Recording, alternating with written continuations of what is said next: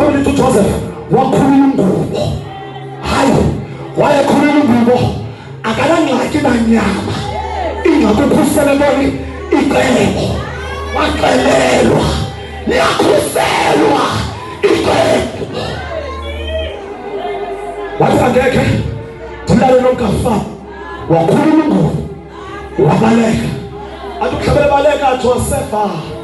Usitya sinakho. Hey baleka Josefa.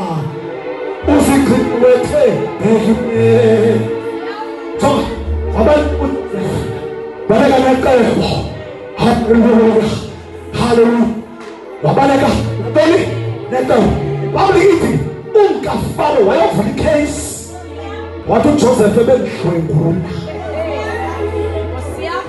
Wathatha uJoseph wayofaka entolongweni ngena neqebo. iPhayibheli wahlala for 10 years ephakathi entolongweni.